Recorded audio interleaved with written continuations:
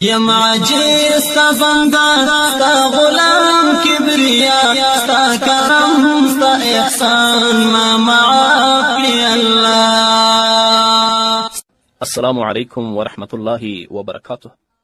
احمد نصیر احمدی د هلمند ولایت څخه سلامونه رالیږلي او د سلام نه وروسته لیکلي چې زه یوه پوښتنه لرم. ځینې خلک غیبت کوي او بیا وایي چې زه څه وایم دا پکې شته، یعنی زه رښتیا وایم، دا غیبت نه شمیرل کیږي. که تاسو د اسلام له نظره ماته معلومات راکوئ. د ترمذي حدیث دی، راوی د حدیث حضرت سفیان بن عبدالله رضی الله تعالی عنه دی. هغه فرمایي قلت یا رسول الله صلی الله علیه وسلم حدثني بأمر أعتصم به قال قل ربي الله ثم استقم. قلت يا رسول الله صلى الله عليه وسلم ما أخوف ما تخاف علي فأخذ بلسان نفسه ثم قال هذا.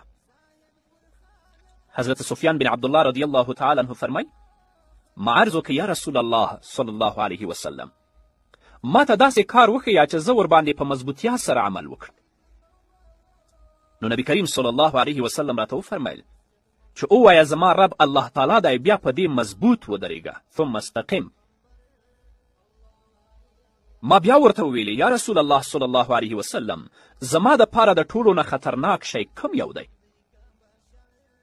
چې تاسو زما په باره کې ترې ویرېږئ؟ نو نبی کریم صلی الله علیه وسلم خپله ژبه ونیوله او وی فرمیل چې دا نو دا ژبه ده چې موږ د هلاکت او د بدبختي کندو ته ورغورځوي.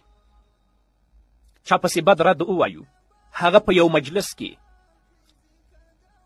یا په یوه ټولنه کې سپک کړو او ځان لپاره دا دلیل پیش کړو چې دا څه ما وویلې دا په هغه کې شته دی. همدارنګه د مسلم حدیث دی، راوی د حدیث حضرت ابي هريره رضی الله تعالی عنه دی. هغه فرمایي ان رسول الله صلی الله علیه وسلم قال اتدرون ما الغیبة؟ قالوا الله ورسوله اعلم. قال ذكرك اخاك بما يكره. قيل افرأيت ان كان في اخي ما اقول؟ قال ان كان فيه ما تقول فقد اغتبته وان لم يكن فيه ما تقول فقد بهته.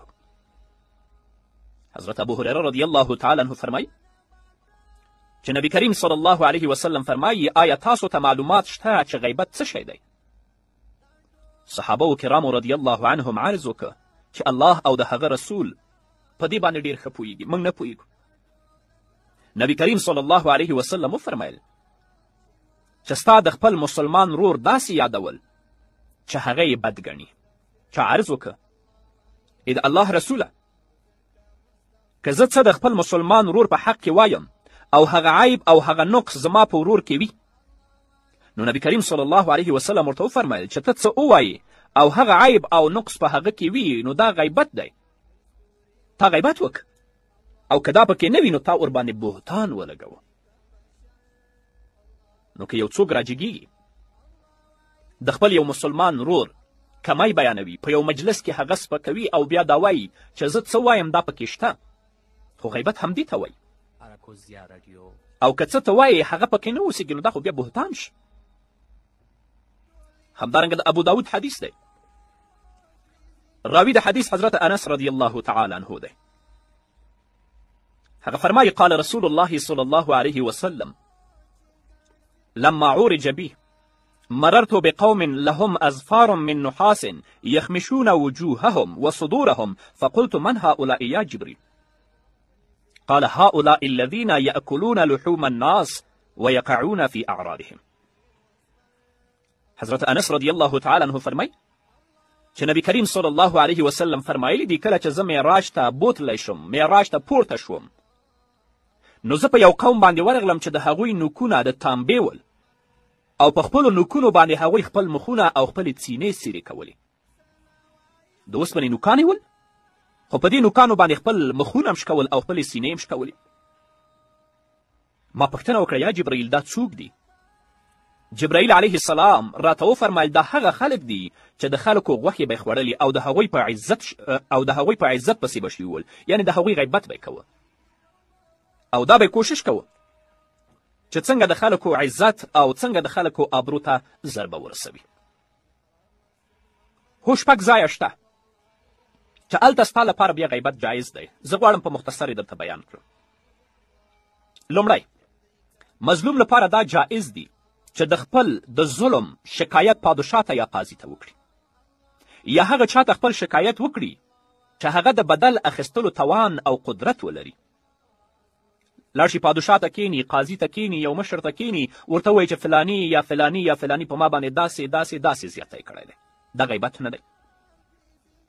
دویم، فتوا طلب کول. کله چې ته مفتي ته ورځې، که ته ورته وایې چې ما باندې زما پلار یا زما ورور یا زما تره او زما د تره زوی داسې ظلم کړی دی، نو دوی لپاره دا کار جایز دی که نه دی؟ نو اوس چې ته د مفتي نه طلب د فتوا کوې او هغه ته ته رښتیا رښتیا وایې کومو کسانو چې تا باندې زیاتی کړی بد یې کړي، دا مفتي ته یادوي، دا غیبت نه دی. او دریم، د منکر او د بدی په ختمولو باندې مدد طلب کول او ګنهګار صحیح لارې ته راوستل. یو څوک ګنهګار دی، بدبخته دی، فساد کوي، خو ته ورځې هغه چا ته شکایت کوي چې هغه توان لري چې د ده مخه ونیسي، په کوم منکر کې چې دا اخته دی، دا سمې لارې ته راواړوي، دا غیبت نه دی. څلورم، د مسلمانانو د شر نه بچ کول او هغوی سره خیرخواهي او اخلاص کول. لکه ته یو هوښیار او پوه سړی ووینې چې هغه یو بدعتي سره ناست دی او بدعتي دا په شک کې اچولی دی چې د فلاني خبرې ماوره، د فلاني خبرې ماوره، دا داسې دي دا داسې دي. تا ولیده چې دا بدعتي سره ناست دی او دا هوښیار سړی په شک کې اچولی دی. نو ته کولی شې چې دا هوښیار سړی پوه کړې چې دا کم کس سره چې ته ناست وي دا مبتدی دی، دا بدعتي دی، دا د قرآن او د سنت مخالف دی. دا غواړي چې د حقاني علماو په هکله ستا په زړه کې شک واچوي. نو که د دې بدعتي د حال نه دا هوښیار سړی خبروي، دا غیبت نه دی. پنځم، که یو کس ښکاره فسق کوي یا ښکاره بدعت ترسره کوي یا ښکاره شراب څکي، نو که ته خلکو ته د داسې شي یا د داسې کس حال وایي تر څو چې هغوی د ده د شر نه بچي او دا بدعتي او دا مفسد او دا ظالم وپیژني، دا بیا غیبت نه دی. پنځم، د معرفت او د پیژندلو لپاره. یو کس دی هغه په اعمش باندې مشهوره دی، سترګې کږې دي. بل دی په اعرج باندې مشهوره دی، ګوډ دی. بل دی په اسم باندې مشهور دی، کونډ دی. بل دی په اعما باندې مشهور دی، ړوند دی. بل دی په احول باندې مشهور دی، سترګې کږې دي.